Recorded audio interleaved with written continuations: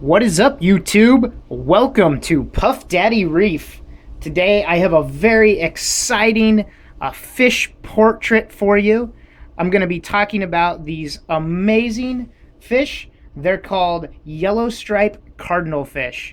And I just picked some up actually maybe 2 weeks ago from Live Aquaria. And they're in my quarantine tank. That's why it doesn't look too fabulous in here. But they're chilling out, and I have been treating them for diseases as I do with all fish. So when I get new fish in, this is a quick rundown of my quarantine procedure. I take some of this Prazapro here. This is an anti-parasite medicine, and basically what you do is you put in a small amount of it. It's not very much at all. It's 1 teaspoon for 20 gallons of water, and you leave them in that for 6 days. Then you do 100% water change, wait a few days, not 100%, but a very large water change, wait a few days, and then put that in for another 6 days, and that helps take care of internal parasites. After I do that, I do treat with corpamine. It's a special type of, I believe it's a chelated copper compound, and that's to attack ick.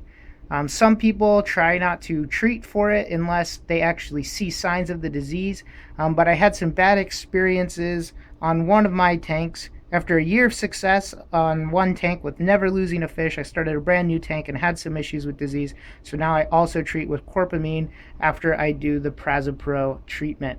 I don't do the treatments at the same time. There's some debate online as whether that's a good idea, but I just take my time with my fish. So back to the point. This is a story, or not a story, but an introduction to the Yellowstriped Cardinalfish. And what's great about this fish is, according to Live Aquaria, it's fine in a 10-gallon tank. Now, this is a school of 5. I think they're a little bit cramped in this. They're in an 8-gallon tank that I use for quarantine. It's a Innovative Marine Nuvo tank. But it says they're good for a 10-gallon tank and have a max size of 2.5 inches. These fish are from the reefs of Fiji and Indonesia, and they're just gorgeous. They have a long, slender body. They have these stripes that go back that are kind of like a reflective blue up by their face. The blue actually goes through their eyes, which is kind of cool on either side, which kind of like frames their eyes. Now, some people, I read a little bit about these, and they're kind of like other cardinal fish, and they like to spend time with, and long spine sea urchins.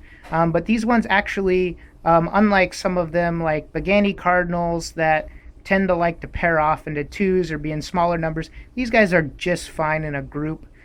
So that's really what I was looking for. What I wanted was a small fish that I could buy a few of them, have some sort of schooling behavior. Now, in a reef, it's really, really hard to find any fish that does true schooling because you just don't have the same pressure threats from predators that you do. But at least these will swim somewhat around in a group at some periods of time, and it's just a cool fish to have multiples of because a lot of fish do not tolerate co-specifics. So a little more about this fish. I read some more about it, and people say that they could be used as a dither fish. Now, I looked up this term. I didn't know it, but it's used a lot in the cichlid community, where you have a very shy type of cichlid, and a dither fish is used to is a very flamboyant, excited fish that's used to bring out the other fish.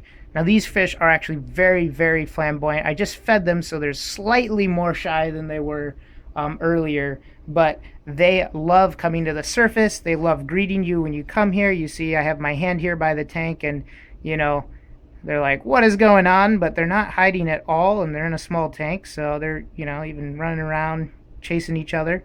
So I think it's a very good tank if you have some shy fish, and we'll see how they do when we put them in the larger tank. But so a dither fish, that's a good term to know. And so I bought these. They came about, 1.5 long. They say they get up to 2.25 inches, and they ate pellets right away. Even my omega-1 pellets, which my fish prefer Spectrum. I don't know why. This is not a paid endorsement, but the omega-1 pellets, some of my fish won't eat. They just saw the pellets, so they moved to the surface. Sorry to get them out of focus there.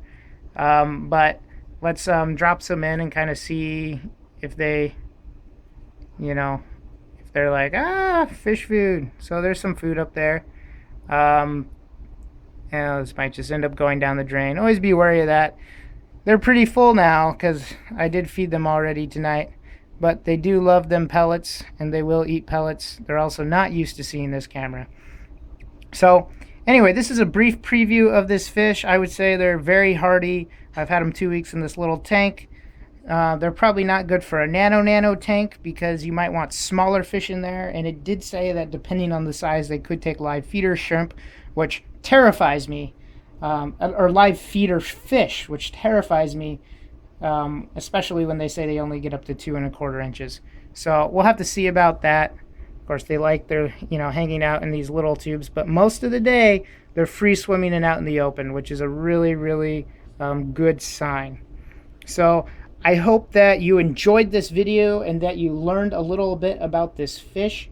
There's not a lot on it on YouTube, but it's called the Yellowstriped Cardinalfish, and it's just a fun fish. They do really well. They have a lot of energy, so they'll bring out the character in your other fish, and they are good for small tanks, though I would probably say a small group in maybe a 20-gallon tank. I wouldn't go as far as 10-gallon like they say in live aquaria, though it looks like they're doing fine in this. So thanks for watching Puff Daddy Reef. If you have any suggestions on the next fish that I should show in my tank, just let me know in the comment section below. And thanks for watching Puff Daddy Reef.